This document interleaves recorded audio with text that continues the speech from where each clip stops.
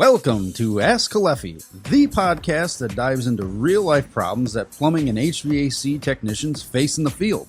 We're your hosts from the Kalefi Tech Support Team. I'm Greg Tubbs.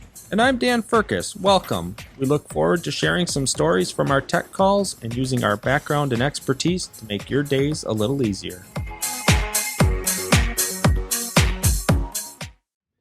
Hey there, welcome back. We're coming at you here from the Ask Kalefi podcast studio. How we doing, Dan? Oh, we're doing good. Thanks, everybody. Thanks for letting us come back. Yeah. So today we're going to talk about thinking outside the box. Yeah, a little random thinking, a little troubleshooting techniques, and maybe a little bit of the advantage of calling tech support. Yeah, I mean, we've all been there, right? Hit on something, homeowner starts telling you what they think is wrong. You might start chasing down a rabbit hole, and maybe you went down the wrong rabbit hole. Right, and maybe you chase that rabbit hole a little too far and burn a lot of time and make multiple trips back, and maybe a simple phone call. I always say phone a friend, and maybe that'll make your life a little easier. Yep, phoning a friend most of the time does make it easier because it allows you to just take a break. Stop what you're doing, take a few minutes, think about it, make a phone call.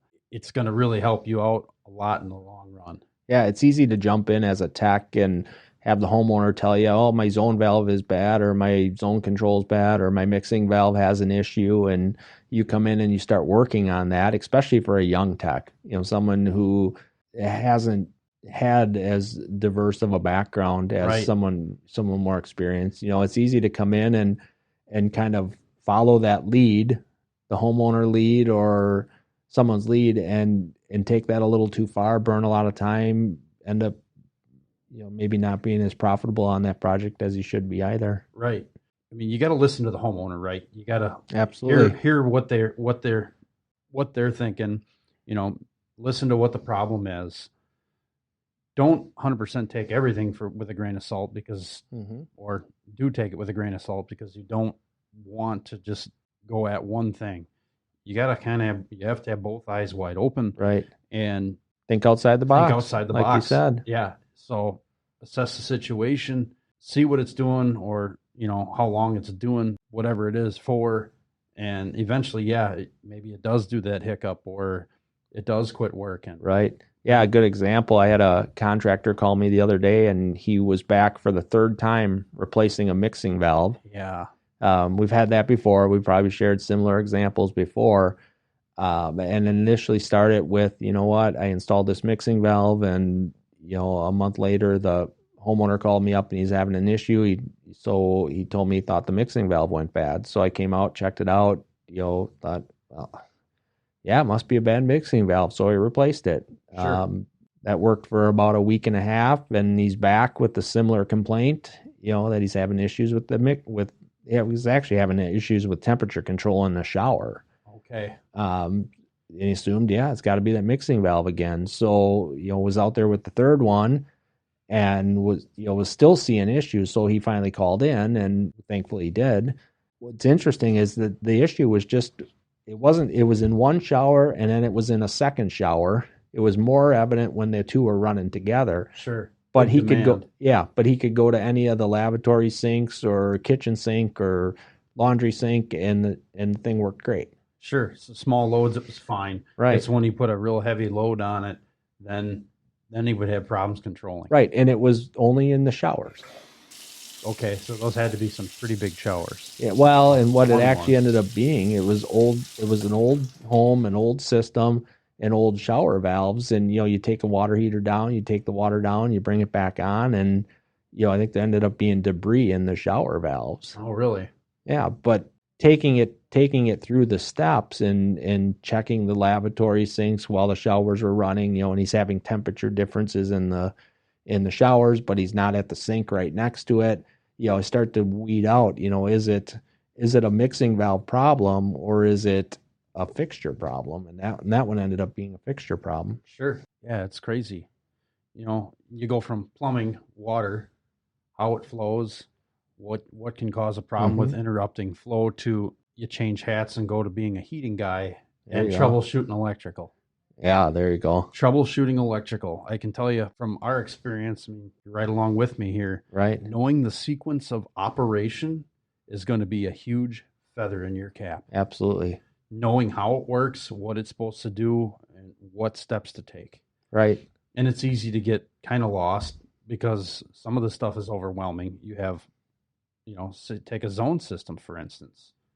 Zone system with dampers, if you're a forced air guy, or a zone system with actuators. Zone actuators. Hydronics. Sure. So you got a furnace or a boiler. You have zone dampers or zone valves. You have the master control or the zone control that tells things to turn on and open and close. Right. Your zone relay board. Your relay board. And then you have thermostats. And you have a lot of wiring. And a lot of wiring. And a transformer. And maybe even a couple of sensors in some cases. Right. And relays and transformers. And you've got a lot of components there. There are a lot of things going on. And for a new guy, popping the cover, they see lights, they see wires, and immediately it's very overwhelming. Yeah. So, you can't never have enough training on this stuff. Right, right. Well, and that's, again, the advantage of calling into tech support is we're going to help you through the troubleshooting step by step. And as we're doing that, we're talking about the sequence of operation. Okay, this is what's happening as you turn the thermostat on. This is what you should see happening. Mm-hmm. Test for voltage here. Are you getting voltage here? No. Okay.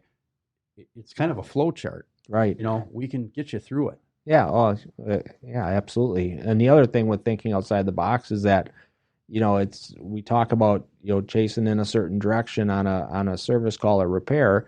You and I have the advantage of talking to contractors, homeowners, and engineers across the United States and Canada. So, we learn a lot from you guys. We certainly every do. Day. Yeah. Because, you'll call in with an issue like I gave the example with the mixing valve, and, walking you through the troubleshooting and helping you get to the root problem and ultimately the solution. We learn a lot from that on the troubleshooting aspect. So then when I get the next call, it's like, okay, well, I'm, ding, ding, ding up in my head. Here's a call I had 3 weeks ago with another contractor, and he had a similar issue. And these were things we tried, and these were steps we took, and, ultimately are able to uncover other problems, whether they're with the product, with the installation, or with other components in the home. I mean, it's fun in that respect. Right. That we learn a lot from you guys. Yeah. I mean, we have a whole catalog of knowledge really because of talking to people from coast to coast into Canada with in some cases, some really unique systems. Yeah. Unique applications. Very unique applications. From solar thermal, geo to wood boilers to hydronic. Yeah. Forced air, adding it in, wanting to use some of the stuff with the forced air, combined integrated systems, right? And just some of the questions I've got about using our hydronic controls. Can we use it with forced air? Well, this is how you're going to have to wire it, or it gets pretty interesting sometimes. Right. But that's been great because we've learned from it. Well, and we learn because there's a lot of you contractors and homeowners and engineers are creative. You guys are really creative, and we were there.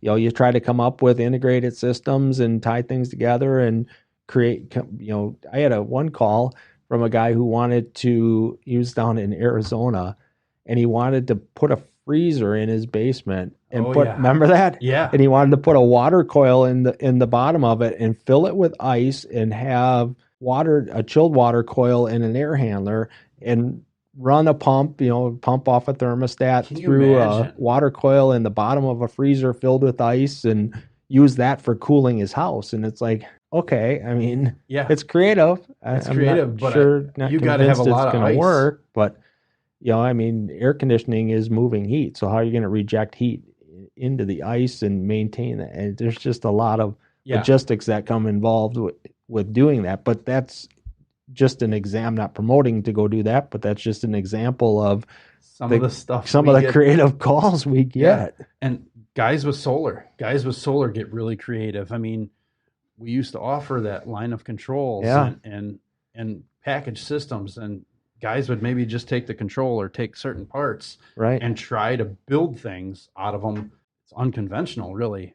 Right. But can it do it? Sure. Oh, sure. Absolutely it can. As long as you can understand the sequence of operation. And that's a great example of when we get the call and, guys, promote your ideas to us and we're able to listen to it and kind of help figure out if that control is going to do what you need it to do, or that, mixing valve is going to work in that application, or, it's just, we learn a lot from you guys. We certainly do. So that's why we appreciate the calls, because that helps us, what we learn from you on one call in Arizona may help a contractor in Florida the next week. Right. Yeah. We can keep beating on sequence of operation. It always comes back to that, right? Yeah. Knowing how things are going to work. Right. How they need to work, how they're working currently. Mm-hmm. And once you wrap your mind around that, sometimes you guys in the field need to call somebody. I get it a lot. You get it a lot. Yeah. Hey, thanks for just being there, listening to what I'm dealing with here. Because I've had it too, where before I even say anything, they figured it out. Right.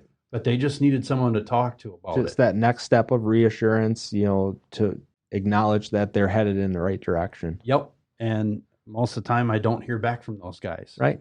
On occasion we do, Yeah, but then you know what? We're one step closer to solving the problem, because Exactly. They're thinking about it. We've gotten off the phone with them, and we're still thinking about their project and what maybe it could be. So if we don't get it the first time, when you call us back and you've tried the steps we've talked about, we'll get it. We'll get you there. Absolutely.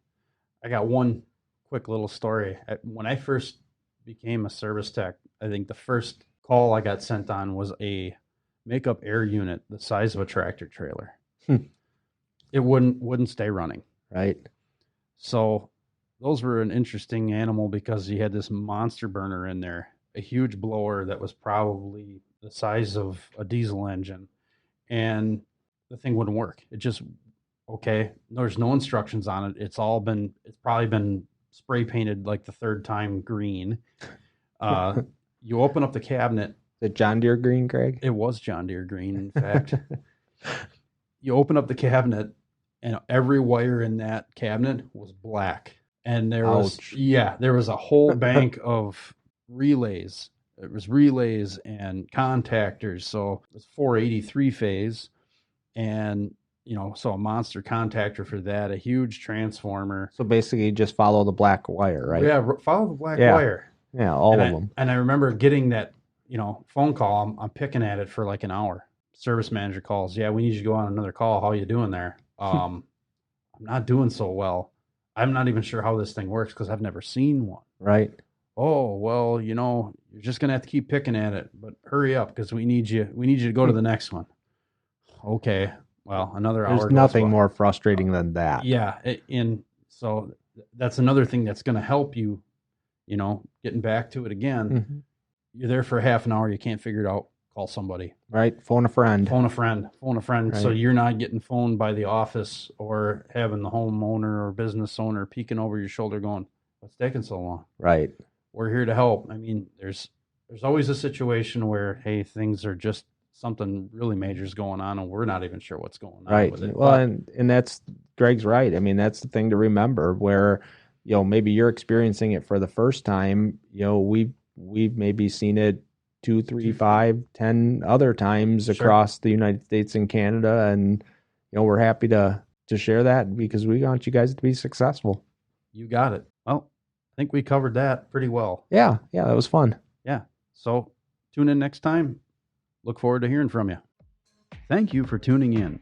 If you ever need help, please feel free to contact our tech support team anytime at techsupport.us@caleffi.com. Or call us during our business hours at 7:30 a.m. to 4:30 p.m. Central Time at 414-238-2360.